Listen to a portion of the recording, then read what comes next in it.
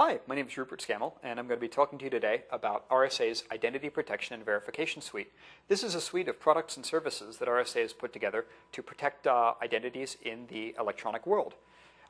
The suite consists of a wide variety of different products and services, ranging from solutions for online banking, payment cards,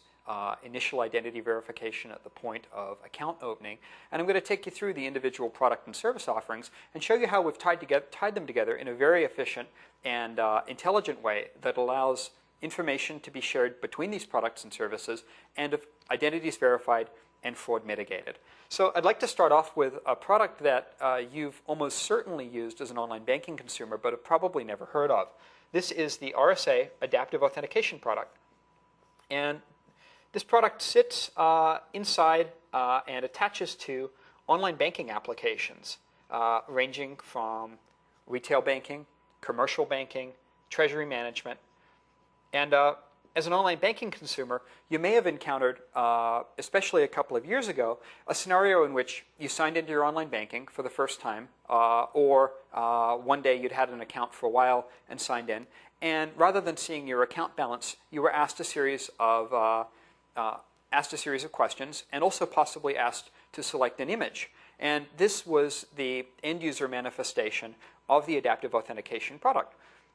So by collecting information that allows financial institutions and other institutions using adaptive auth to implement an additional secondary layer of authentication and also to collect an image from the user that allows, at the point of a login, the bank or financial institution or other entity using adaptive authentication to verify that they are, in fact, who they say they are, not a phishing site, we're able to protect over 9,000 financial institutions and a wide variety of other institutions online using the adaptive authentication product. In addition to this, the identity protection and verification portfolio also includes a solution for preventing and mitigating fraud at the point of payment card transactions online. As e-commerce has moved online, credit card fraud and the desire of fraudsters to take these account numbers and steal merchandise redirected to other addresses has grown. And in response to this, RSA has introduced the RSA Adaptive Authentication for E-commerce Suite. This builds on the strength and our knowledge that we've acquired in the financial services world, but is very specially tailored for the types of transactions and the sort of risks that we see in a payment card, e-commerce, and online merchant scenario.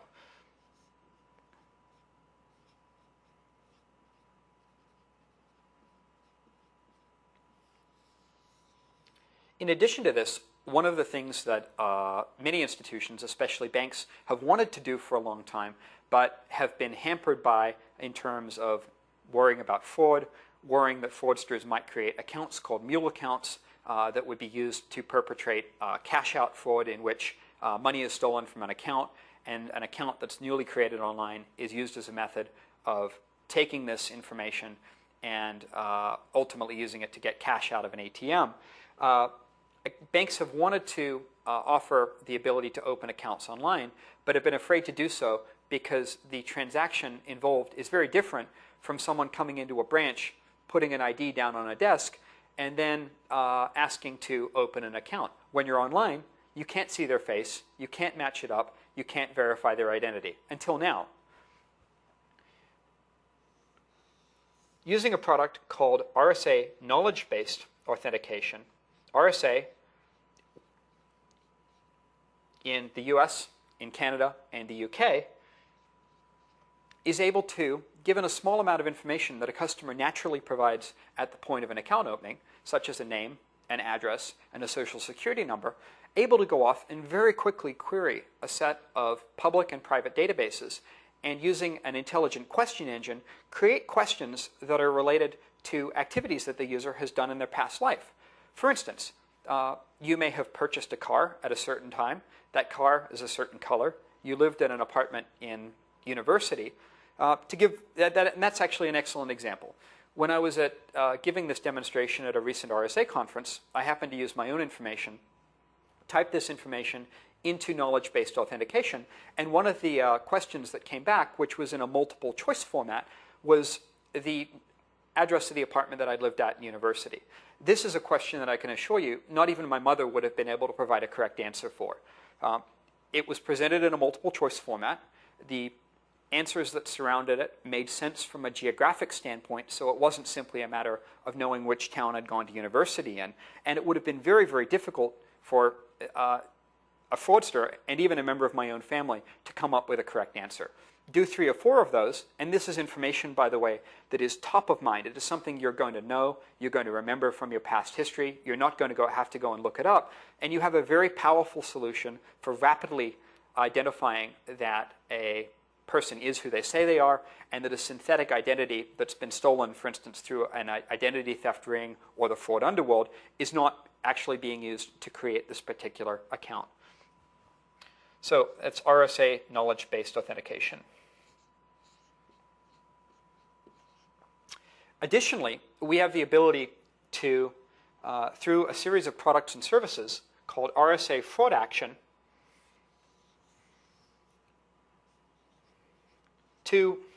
provide a broad suite of anti-phishing, anti-Trojan, and intelligence services to our customers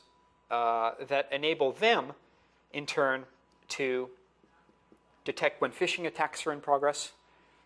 mitigate those phishing attacks, execute shutdowns, detect when they're being attacked by Trojans, and mitigate attacks, especially newer generation attacks being perpetrated by man-in-the-middle and man-in-the-browser style pieces of software that have been developed by fraudsters. So under fraud action, we have fraud action anti-phishing,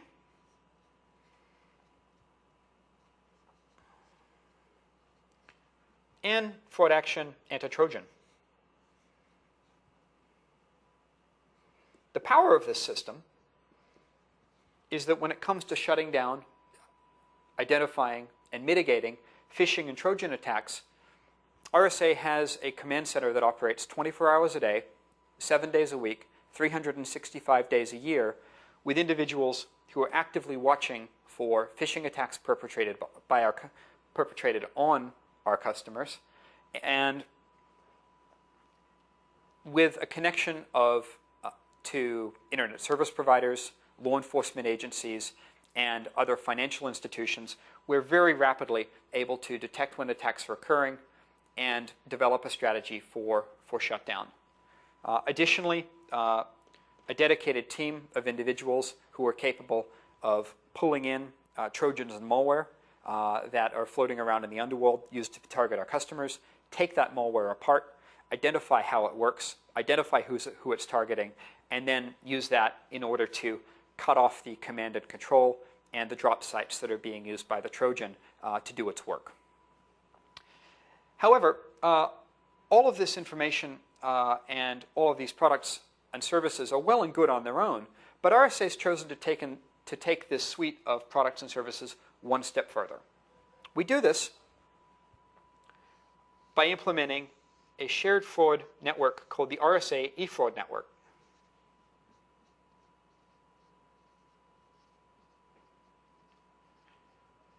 The RSA eFraud network allows information about fraud that's occurring at our financial institutions using adaptive authentication, our customers using knowledge-based authentication, intelligence that we obtained through our fraud action research and shutdown efforts, and information that we obtained through our customers processing payment card transactions to be fed into a single network owned by RSA. And then this information can be cross-pollinated